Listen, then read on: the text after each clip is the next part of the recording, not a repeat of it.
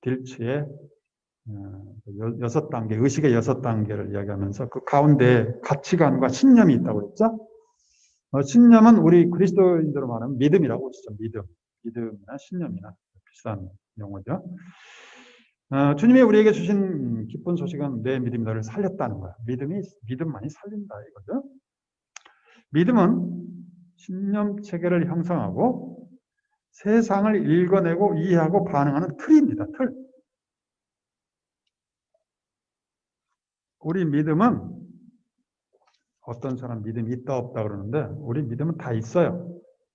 근데 나에게 불리한 믿음이냐 유리한 믿음이냐 그 차이가 있을 뿐이지. 다 나름대로 어려서부터 가진 어떤 믿음 체계로 세상을 읽고 받아들이고 하고 있는 거예요. 나는 하느님이 없다고 믿으면서 그런 믿음 체계로 살아가는 거예요.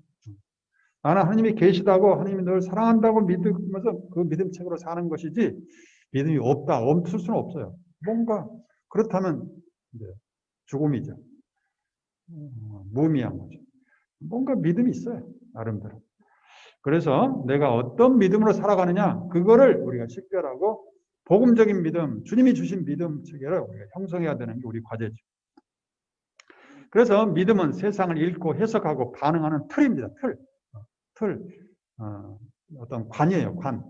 제가 전에 뇌내 언어 맵이라고 했는데 이런 것들이 뇌내 언어 맵에 가장 영향을 주는 게 믿음입니다.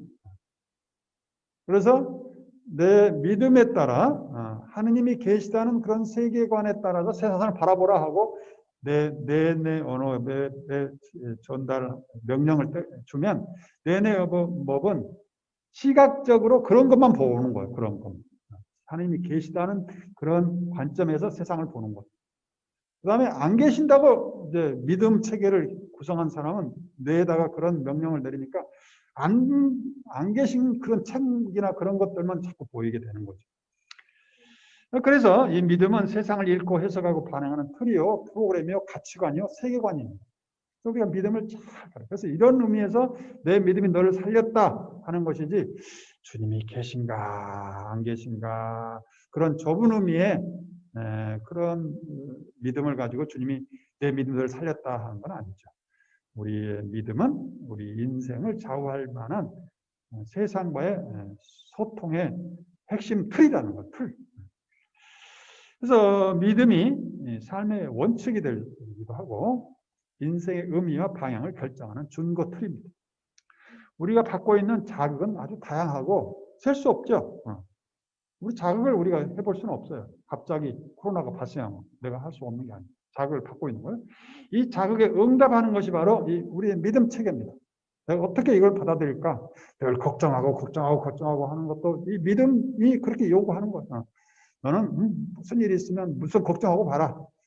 나는 내 신념 체계 안에 늘 걱정하는 신념 체계를 가지고 있다고 볼 수 있죠.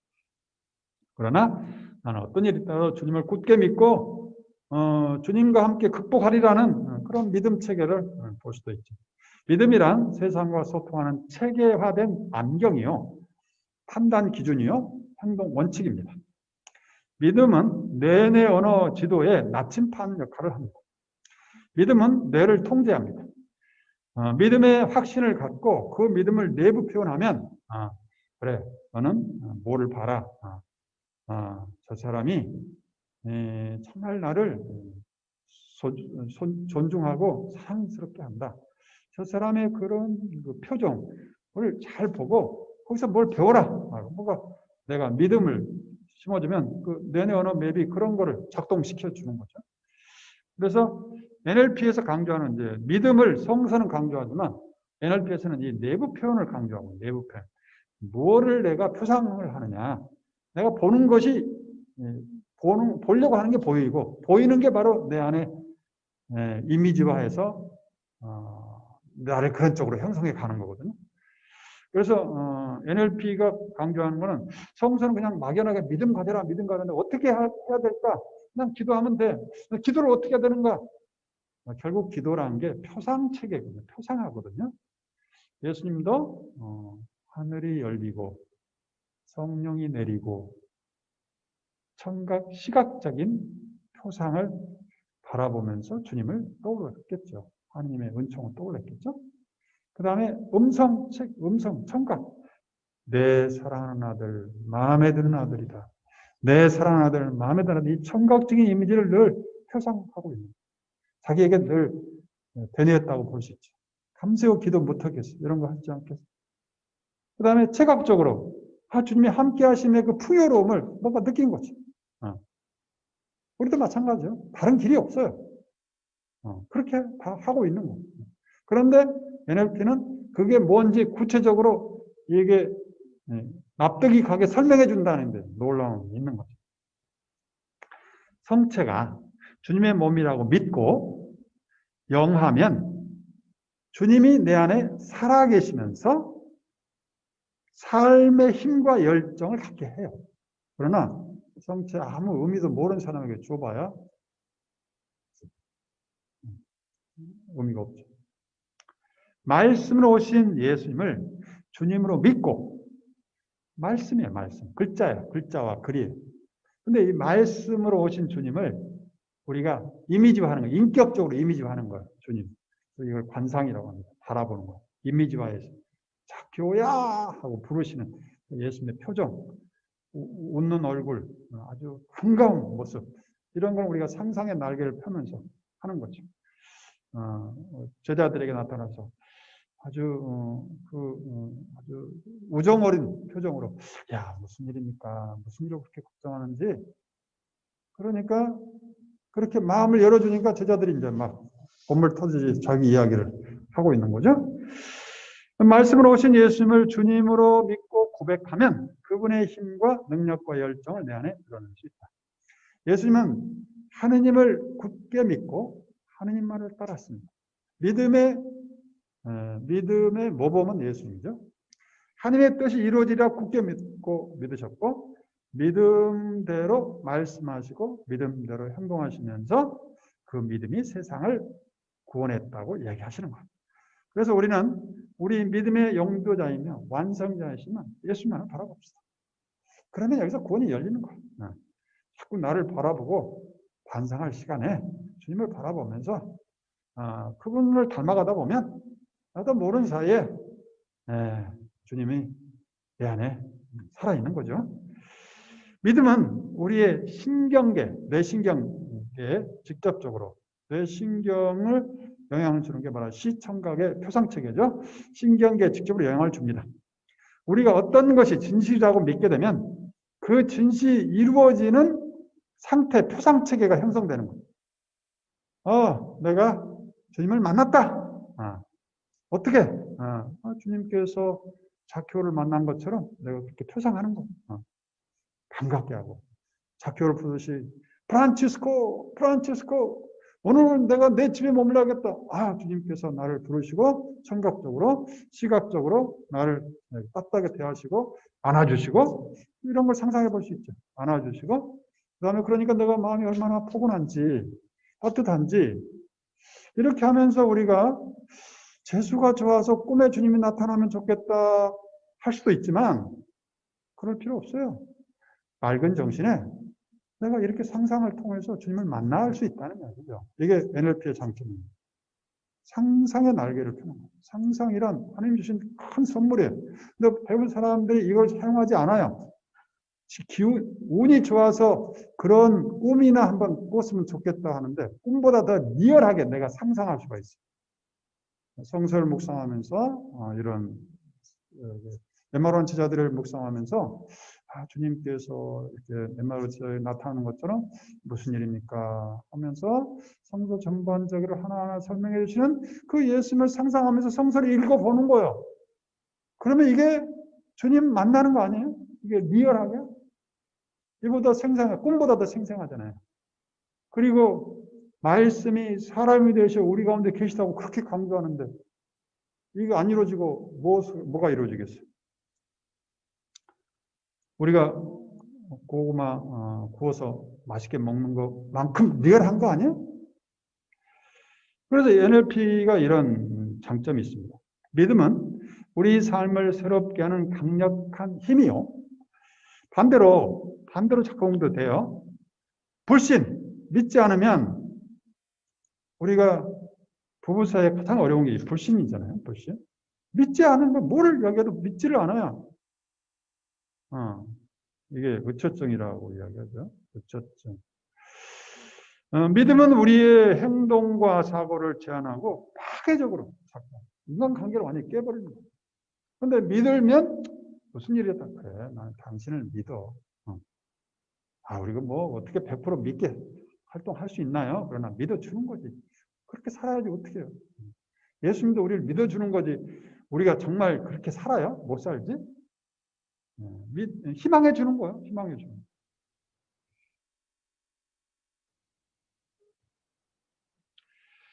종교적인 믿음이 우리를 살리기도 하고 때로는 죽이기도 합니다. 그렇죠? 얼마 전에 미국에서 그냥 자살 소동이 일어났잖아요. 이 믿음이라는 게 얼마나 치명적인 건지. 지도자를 잘못 만나면 우리는 죽어가지고 하늘나라 간다 해가지고 무슨 약을 먹고 다 죽었잖아요. 수십 년 전의 이야기인데. 믿음이 이렇게, 그리고 또 요즘에 코로나 발생한 그런 사이비 종교들 보면 잘못된 믿음이 그렇게 만드는 거고. 우리는 안 걸린다고 말을 했겠지. 우리는 안 걸린다 하는 그런 헛된 믿음을 줘가지고 걸려가지고 고통스럽게 하고 다른 백성까지도 힘들게 하죠. 믿음의 많은 우리 조상들 있죠. 아브라함의 믿음, 베드로의 믿음, 백인대장의 믿음, 프란치스코 성인의 믿음, 예수님의 믿음. 믿음은 우리가 원하는 결과를 만들어내는 원동력입니다. 우리 안에 재능과 자원을 만발하게 하는 어떤 동력이 바로 믿음이라고 볼 수 있습니다. 그래서 우리는 믿음으로 살아가고 저도 믿음으로 성소를 받아들였다고 볼 수 있습니다. 믿음으로. 주님을 믿지 않으면 내가 어떻게 내 인생을, 내 젊음을 거기다가 다 바쳐요? 못 바치지. 내가 뭔가 믿는 구석이 있으니까 내 한 몸 주님을 위해서, 교회를 위해서 결국 보장된 게 아무것도 없어요. 그러면 믿음이 나를 보장해줘. 믿음으로 사제가 됐고 믿음으로 사목을 하고 있고 여러분과 나 사이에 뭐가 있어요? 결국 믿음이죠. 서로 믿어주는 거죠. 저분이 사제요. 또 우리 교우분들이 나를 믿어줘. 서로 믿는 거죠. 다른 보장된 거 없어요. 그래서 우리 가운데 주님이 살아계시다는 믿음, 주님이 우리 곁에 계시다는 믿음, 주님이 나를 사랑한다는 믿음, 이 믿음이 우리를 결국 살린다고 볼 수 있고 우리를 서로 엮어준다고 볼 수 있습니다. 그래서 믿음은 삶의 목표를 결정하게 되고 믿음은 인생길을 안내하고 믿음은 삶의 목표에 이르게 하는 확신을 주고도 믿음은 삶의 원동력이 됩니다. 목표를 이룰 수 있다는 믿음이 없다면 우리 동기부여, 열정이 없어요. 동기부여가 되지 않고 열정이 사라지고 목표 방향이 없는 마치 자동차처럼 무용지물이 되는 거죠. 이처럼 우리와 목표 사이에 나와 뭔가 우리 다들 목표가 있죠? 목표 사이에 보장되는 게 있는가? 분명히 없는 거예요. 없어요. 이것 때문에 불안한 거예요. 이것 때문에 우울한 거예요. 걱정하는 거예요. 네. 그러니까 우리 인간의 근본 문제가 여기에 있습니다. 뭔가 주님과 나 사이에 보장된 게 없는 거예요. 뭐가 있어요? 공간이 있어요. 내 머리와 마음도 공간이 있어요. 거리가 있잖아요. 생각하는 대로 살아요? 못 살지? 아무리 바로서다 그랬죠. 나는 그렇게 마음은 간절하나 몸이 바로지지 않는 거예요. 이게 현실이에요. 우리 몸도 그러는데 나와 여러분 사이에 보장된 게 있어요? 없어요. 하나님 사이에 보장된 게 있어요? 없어요. 이게 현실이에요. 인간 조건. 이걸 엮어주는 게 결국 믿음입니다. 그래서 믿음이 강한 사람은 세상 모든 세계 사람들과 세계를 엮어서 자기 것으로 만드는 거고 없는 사람은 늘 의심하고 확인하다가 세상 이제 시간 다 가고 죽는 거죠. 이 믿음이라는 게 얼마나 큰 네트워크의 핵심 동력인가.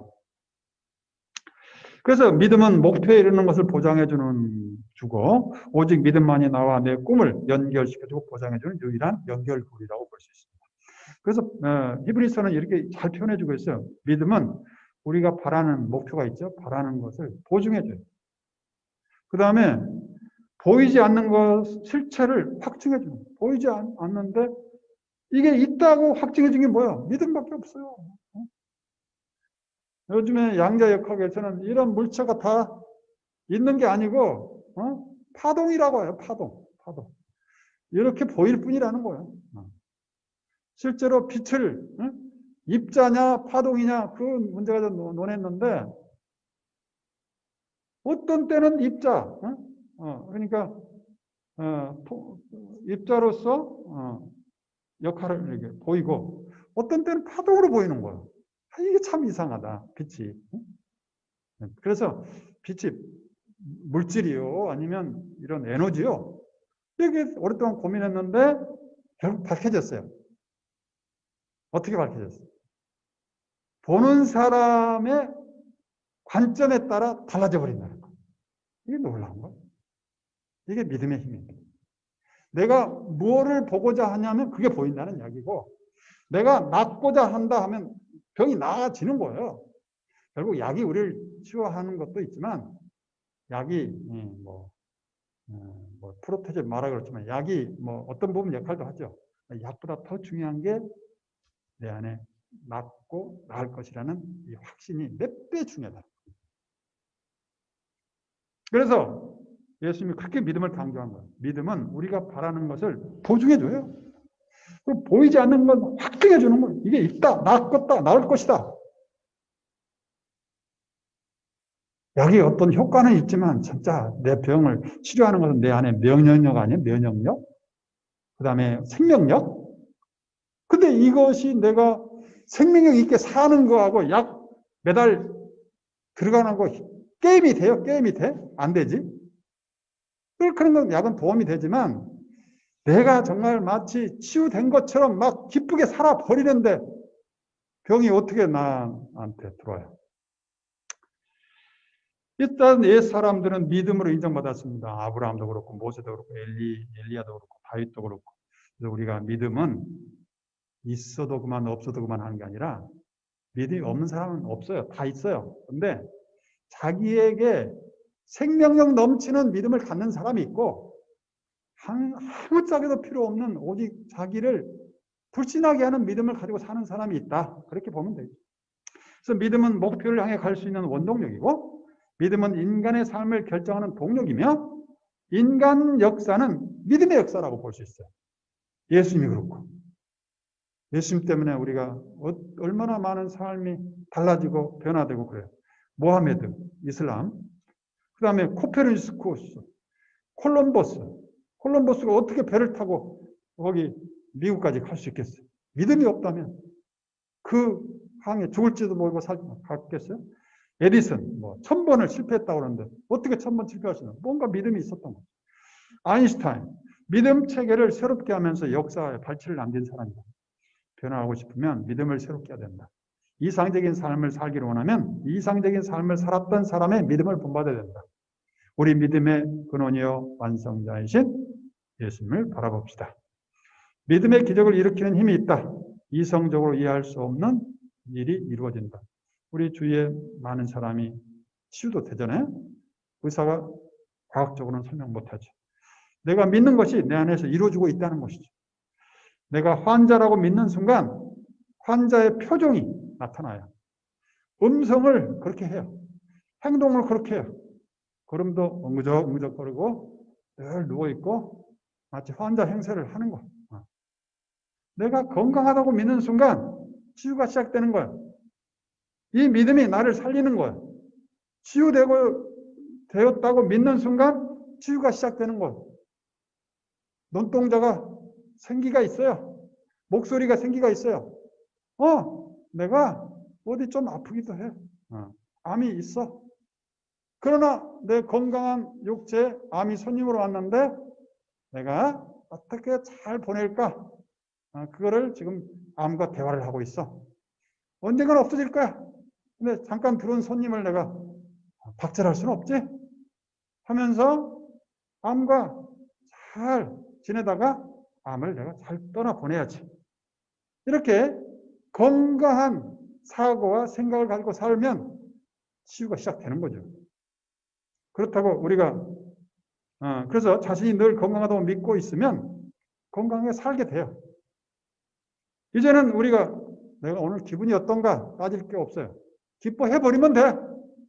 왜? 주님이 명령하셨거든. 기뻐해라고. 우울하다고 믿으면 우울한 삶이 시작되는 거예요. 우울한 사람의 표정이 뭔지 아세요? 고개를 땅에 두르고 말도 좀 우울하게 하고 표정도 그렇고 나는 우울한 사람이다 하고 우울증 걸렸다고 이야기하고 이렇게 하면 우울증 환자가 되는 거예요. 그러나 그래서 우울하다고 믿고 우울한 삶이 시작되는 거예요. 표정도 그렇고. 그래서 우울한 사람은 하늘을 보지 않아요. 늘 땅을 쳐다봐요. 그렇게 하기로 결심해버린 거예요. 이게 문제가. 그럴 필요가 없다 이거예요. 왜 그래요? 생명력 넘치는 삶이라고 믿으면 그 삶이 펼쳐지는 거예요.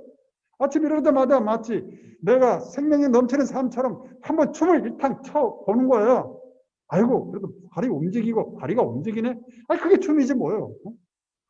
아니, 내가 이렇게 살아있는데 무슨 병이 내가 환자야? 내가 건강한 사람인데, 우리 뭔가 고장하는, 그냥 나이가 먹어서 그렇지만, 100세까지 건강하도록 이런 좋은 건강을 배려할 수 있는, 건강을 고민할 수 있는 그런 좋은 기회를 나한테 주셨네.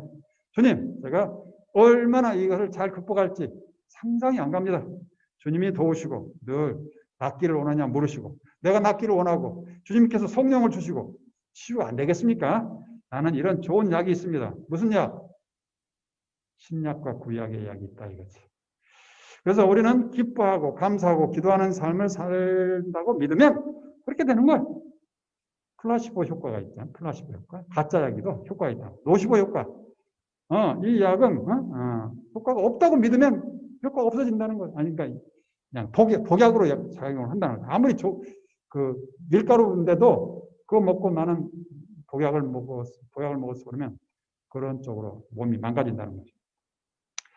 이런 플라시보 효과와 노시보 효과는 믿음의 놀라운 힘을 보여주고 있습니다. 가짜 약, 진짜 약이라고 믿게 되면 그렇게 탁월한 치료 효과가 있다는 거죠. 약물에 대한 부작용 없이 이렇게 가짜 약도 효과가 있다면 가짜 약 먹을 만하죠. 그래서 우리가 먹는 약 중에 우리도 모르는 사이에 가짜 약을 먹을 수도 있겠어요. 효과가 있다고 많은 연구 데이터가 있어요. 어떻게 보면 그러니까 부작용이 없이 효과가 있는 게 가짜 약 있잖아요. 밀가루나 설탕 같은 걸 주면서 진짜 암약이다. 그렇게 먹다 보니 치유가 됐어. 약의 효과예요? 아니면 믿음이에요?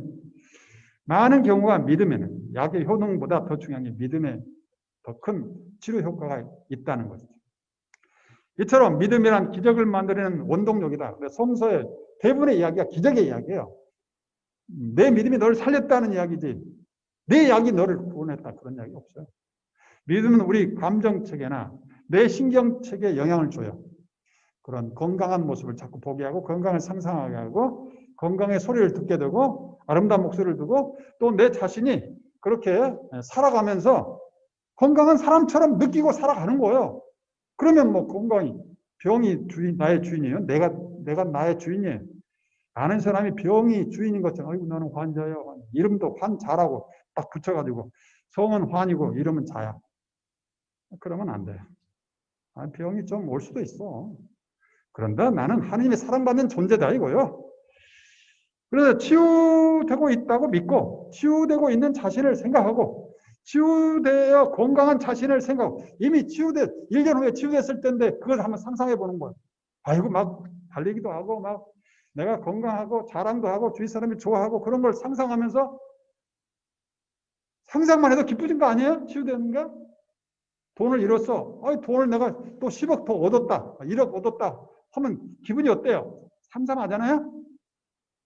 미래에 있을 일을 내가 지금부터 땡겨가지고 기뻐해버리면 그걸 막는 사람이 있어요? 없어? 이게 상상의 놀라운 힘이에요. 치유됐다고 믿고 지금부터 치유된 것처럼 살아버리라 이거요. 건강한 사람처럼 말하고 행동하고 이미 기적이 시작되는 것이죠. 믿음은 누구에게나 거저준 선물이에요. 거저준 거. 믿음은 감정 상태와 내부 표현을 새롭게 하도록 이끌어주며 치유된 사람의 목소리를 모방하고 건강한 사람의 발걸음을 모방하고 건강하고 행복한 사람이라고 믿고 살아가면 환자란 되고 환자란 환자라고 생각하는 데서 환자가 되는 것이지 몸이 조금 아프지만 이 아픈 것을 통해서 내가 100세 건강을 준비하고 있다 생각하면 그게 환자예요? 아니면 건강한 사람이에요? 믿음은 기쁜 상태로 향하도록 방향지어주고 믿음은 기쁜 상태를 하도록 내부 표현해주고 시각, 청각, 체각적으로 기쁜 상태를 표현하여 기쁨의 상태를 유지할 수 있도록 도와주고 시각적으로 건강한 것들과 건강한 자신을 바라보고 생각하고 청각적으로 나는 좋아지고 있다, 좋아지고 있다를 반복하고 체각적으로 느낌으로 나는 아무래도 기분이 좋아. 설령 안 좋더라도 좋아하고 자꾸 하다 보면 뇌가 착각을 해가지고 좋은 것처럼 내 자신에게 신호를 준다는 거죠. 이처럼 기분 좋은 것을 찾아 느끼다 보니 그런 일이 실제로 발생해 버린다는 거예요. 그래서 할 수 있다고 믿으면 그 일이 이루어지고 할 수 없다고 믿으면 그 일은 이루어지지 않는다. 믿음을 방해하는 것들이 뭐예요? 우울함, 좌절감, 무능력이죠. 이것이 어디에 뿌리를 두고 있냐면 열등감에 뿌리를 두고 있어요. 열등감, 수치심. 그래서 우리가 어려서 열등감, 수치심을 주는 우리 문화잖아요. 우리 문화 자체가. 야, 이 바보야. 그것도 못하고. 너는 어리잖아. 너는 어린 것이 뭐 잘한다고. 끊임없이 수치심을 권장하는 사회. 그런 책이 있어요. 수치심 권하는 사회라는 책이 있는데 수치심만 연구한 사람이 있어요.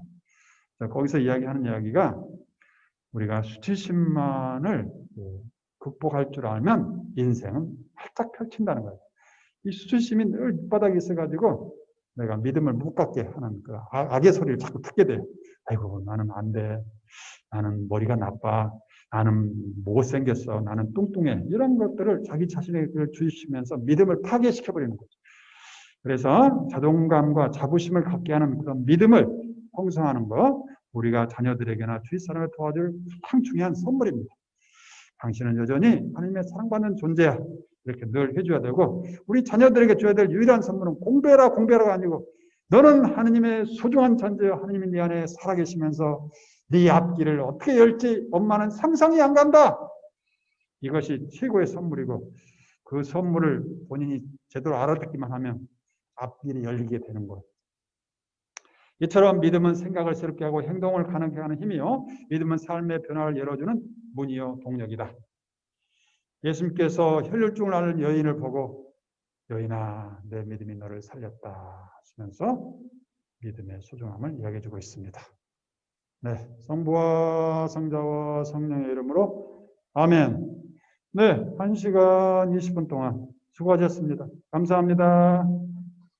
네, 이로써 그동안 대단원의 강의를 끝내고 다음 시간에는 여러분이 뭐 하고 싶은 말씀, 뭐 좋은 이야기도 좋고, 뭐 저에게 또 도움이 되는 이야기도 좋고, 또 섭섭하다는 이야기도 좋고, 뭐든지 어떤 제가 주님 안에서 잘 듣고 미래에 주님의 소중한 좋은 사제가 될 수 있도록 여러분이 저를 좀 도와주시기 부탁드리고 그리고 저는 지금부터 새로 오실 신부님 사도 요한 신부님 기도하고 있습니다. 같이 기도하면서 새 신부님을 맞아서 여러분이 행복한 공동체가 이루어지도록 기도하겠습니다. 우리 가톨릭 교회의 아름다움은 이렇게 세대들이 바뀔 때마다 서로 기도하고 서로 잘 되도록 이렇게 바라는 이런 전통이 있습니다. 그래요. 그리고 저는 뭐 다른 이야기도 이야기할 수도 있겠지만 이런 이렇게 좋은 자리 강의할 수 있고 또 줌을 통해서 여러분 만날 수 있고 해서 참 행복했고 제가 이렇게 주님 말씀을 가지고 또 미사 안에서 여러분을 만날 수 있다는 게 저의 가장 큰 은총이요 축복이라고 봅니다. 이렇게 하면서 저도 주님을 늘 새롭게 만나고 또 마주하고 주님이 주신 은총으로 깨달음으로 이렇게 행복하게 살았습니다. 그래서 지난 5년 동안의 삶을 보면 정말 행복하고 보람 있고 또 우리 주위에 얼마나 좋은 분들이 많다는 것을 보게 되는 소중한 시간이었습니다. 그리고 저도 인간적인 한계가 있어서 어떤 분에게는 말이나 행동으로 또 뭔가 섭섭하게 해줬고 또 힘들게 해줬으려 분명히 저는 생각하고 있습니다. 그런 분들은 주님 안에서 너그럽게 그렇게 봐주시고 또 혹시 기회가 되면 그런 이야기를 이야기해 주시면 SNS로라도 메시지라도 주시면 제가 기도하면서 듣도록 하겠습니다. 네, 주님께서 여러분 안에 늘 살아있기를 빕니다. 성부와 성자와 성령의 이름으로 아멘. 네, 감사합니다.